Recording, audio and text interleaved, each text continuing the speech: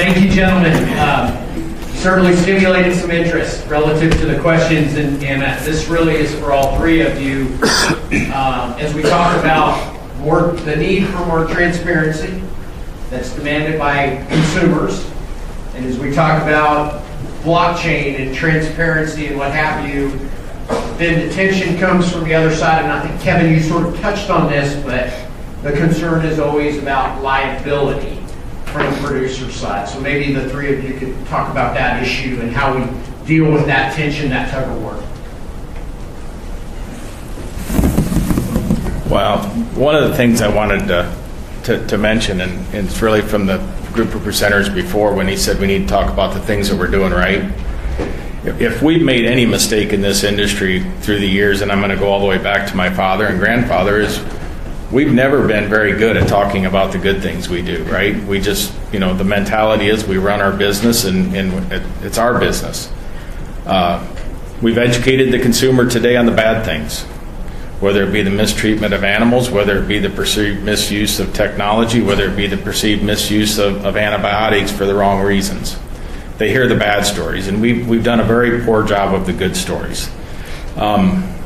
Liability, we've proven, I think, with E. coli is a good example. The fear was it was going to come back to the feed yards, and we were going to blame the cattle feeders for having dirty feed yards, and that coming in with them and them being responsible for recalls. And I think what we've learned is that responsibility falls on us, right? We have means in which to eradicate or reduce that exposure through intervention in our processes that they don't. So the risk of liability will always be there, but I think history has proven that it's pretty hard to come back on producers in these cases. The biggest opportunity, and John touched on traceability, and we are very big supporters of a traceability and animal ID system in the United States, because it's not about finding and assessing blame. It's about getting our arms around the control and maintaining market access. We learned in 2004 that we can lose international markets very quickly.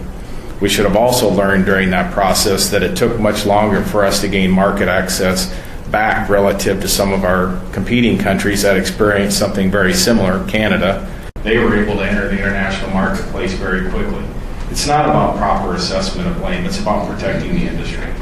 And I think that's where we have seen the younger generation of rancher and cattle feeder understanding that it's about protecting the industry, not about protecting themselves. And we need to continue to resonate that statement. We need to continue to talk about it when we're out in the field with our producers and letting them know that it's not about assessing blame, it's about protecting market access. So, is this on? Yeah. Can you hear me? No, it's not working. Oh, yours is on. Okay, great. Thanks. Yeah, I come from a technology company, can't even make a microphone work. Anyhow, this whole thing about liability is something that I think is we could have a whole conference on it. But one of the things I often think about is this saying that I heard a number of years ago is ignorance precludes the knowing of ignorance. And so let me repeat that. Ignorance precludes the knowing of ignorance. And so we don't know what we don't know. And my thought is, and my strong belief is that if we can share information in a trusted manner, what we're talking about doing with blockchain, we can make it instantaneous. It can help people do things in a more enlightened way. And if we do things the old-fashioned way, and we do things that got us to where we are today, that is not going to help us be successful in the future. We need to think about doing things in a different way, a different approach, a more enlightened approach. And this whole conversation we were just having about the consumer and the consumer driving this, I really believe that if we can collaborate and think about that, I think it significantly diminishes the liability question. It doesn't go away, but if we can demonstrate that we're doing things, that we're delivering information, trusted information, I think it's going to be, it's going to diminish the whole area or discussion around liability. with that, oh, I'm sorry, John, go ahead. I was just gonna say, the reason we don't have traceability is because, the main reason is because the rancher didn't want it. I see that tide changing. I see the younger generation saying, hey, look what I got. We've got a high quality product here and I want to show it off. We've actually got ranchers that are in discussion with us right now to go vertical, to share all the way through. So I see the tide changing there. Let me make another comment here without disclosing some confidential information. We are working with some governments which actually want to bring their whole animal protein industry as part of the blockchain. And the reason why they're doing that is because they realize that the consumers throughout the world are willing to pay a premium for this technology, for this information, and that they can not only get increased margins, but they can also probably gain some market share. So as we think about this, I can't stress enough that what we're seeing here is the consumer really desperately wanting this information to pay a premium. Now, one of the things that I think is important for you to realize is when Walmart initially came to us in China, and I was part of that discussion in those initial meetings, their marketing studies showed that the Chinese consumer was willing to pay 30% more for products that they could determine the provenance of something. Now, that's an astronomical figure, and I don't know that that would hold here in the States or in other parts of the world, but in China, that is the metric. And even if it's 5% or 10%, there's a business model that says, hey, this is worth it to invest in this transparency, this technology that provides this level of visibility. So I just wanted to share that with you, how people are thinking about this. And to that, as a follow-up to what you're just discussing, the question here is the blockchain trust built on the idea that the data in the blockchain is viewable and auditable, right? Auditable by all players in the blockchain? No. And the reason for that is there's some information. In order to make this work, we have to it has to be a permission network. So, for instance, we Tyson's been a foundation partner working with us, and as part of that, there have been additional retailers such as Kroger and Walmart and Wakefern and some other people as part of that. Now, Tyson supplies those people, those retailers. But the information that Tyson is sharing with Walmart does not get seen by Kroger or does not get seen by Wakefern. So the information is, when we talk about the blockchain, it's a permission network. Just like your social network is, it's permissioning to your family and friends. So and that is a whole area of what we refer to as governance. Who gets to see what. And in some cases, the whole network needs to see it because, for instance, if there's a food safety event, we want that information delivered instantaneous to everybody. But in other cases, it will be a one-on-one. Other cases, it's one to a few, and in some cases, it's one to many. This is a great panel. Very exciting. The title was what consumers want, but a lot of the panelists have talked really about what customers want, and often that's not the same because you have retailers and wholesalers who are able to make requests and specify, but then consumers are really the people who are standing in front of the meat case looking at the packaging. And what we often see is, not as much information obviously, but we look mainly at the food label. And for commodity beef, unbranded, there's not a lot of information in that label. I'm wondering, once industry is able to convey all this info, how is it going to make it into the label at the end? And does it require more of a move towards branded product? That's going to be a very good question. We don't know. I mean, there are case-ready operations today in which some of that information could be conveyed, but the meat counter of a grocery store has always been the banner's meat counter, right? I mean, you went to Winn-Dixie because Winn-Dixie were the beef people.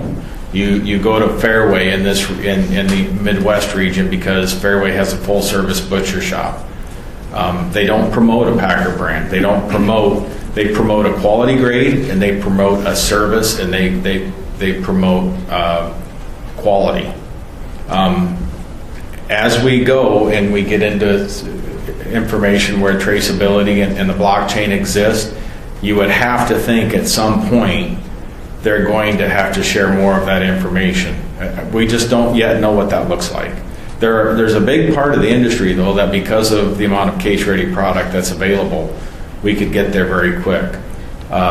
Pork has a lot more opportunity today than we do because there's a lot of value-added pork products that are Packer labeled in the retail meat case today. We have some, or Smithfield has products. I mean, virtually all of them have something out there, but it will be interesting to see how that works because beef has always been the store's meat case, not the Packer's meat case. So that'll be a great question. So two comments there. I'll share with you two comments of how we're seeing the technology apply. The first one is we have working with an ingredient company that is supplying organic, non-GMO to an animal protein company. And that animal protein company is selling to a very high-end retail store. And what the consumer can do is go in and read a unique QR code that's on that product and actually see the whole transparency of the whole supply chain. So that's one that I think is that we've worked with and had a pilot on that, and that is actually going into production. The other one, which is a really fascinating use case and is outside of this area, but is another commodity product. And this is with a company that's very, very innovative. They are, I can't reveal what the ingredient is, but it's something we pretty much drink every day. Let's just put it that way. And what they are using the technology for, and this goes back to the bidirectional flow of information. So they have a farmer in some remote part of the world. It comes into a facility here in the U.S. and then goes into a retail store. And in that retail store, they charge a premium for this product. And what they are using the technology for is when the customer scans via their phone the QR code, it actually takes them on a visual journey to that particular farmer and shows the place where this actually this ingredient came from. But the really fascinating piece of this is that consumer, if they like the product, much like you can go and tip somebody who, provided you a good service, you can actually tip that farmer for that product. And so this is a way that the company is looking at this whole area of, doing things in a sustainable manner, not only in a sustainable manner, but a manner that actually increases and elevates the societal issues or works on some societal issues in a very poor part of the world. So once again, this idea of bidirectional flow of information.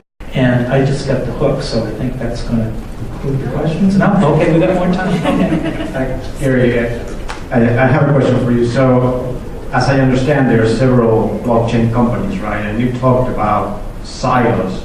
So as we choose this technology in the future and there are more new entries into this market, are we going to run the risk of creating blockchain silos that, blockchain companies don't talk to each other? Great question. So that's the idea, what we refer to as interoperability.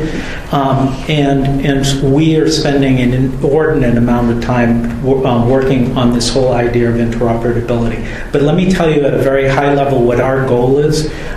So this phone here might be an AT&T phone. I have a Verizon phone. You might have a Sprint phone, and somebody else might have a T-Mobile phone. And that's just here in the U.S., and then in Europe it might be other carriers. The idea is to recreate this, that I can call a T-Mobile phone, I can call a Sprint phone from my Verizon phone, and that's the whole issue of interoperability. So when we think about Microsoft and coming out with their blockchain or other companies out there, the work that we're doing and why we're working on an open standard platform is so that this will be totally seamless to the consumer or to the users here in this room. And the fact that you will be sharing this information, and the whole idea of blockchain, you don't even realize it's on a blockchain network. That becomes transparent. But the information's instantaneous and it's trusted. Last question. So I've got a question about the, who owns the blockchain and sets permissions? So moving away from thinking about liability on food safety, there's going to be some aggregated data in there that would have a huge amount of value, be it around the futures market, what kind of cattle are available, that actually could be used back against producers. So producers just putting information in, and then his view is very limited, but yet somebody somewhere can see everything, can't they? And so who is that person, or who decides who gets access to that aggregated? So that's a really excellent question. So first of all, the person who puts the data onto the system retains ownership of that information. So they retain ownership. But that is what we refer to. So that's one piece. The other piece is these are called what we refer to as trust anchors, people who understand or give the permissioning who is going to see the data. But to be clear, only people that are permissioned get to see the data. In some cases, that scenario, that could happen if you don't have people doing the right permissioning of the data and the right decisions being made by the trust anchor. And so that falls under this whole idea of governance that we're working on. But that's an absolutely credible situation that couldn't happen if we don't have the right governance in place. Excellent. Please show your appreciation. Excellent.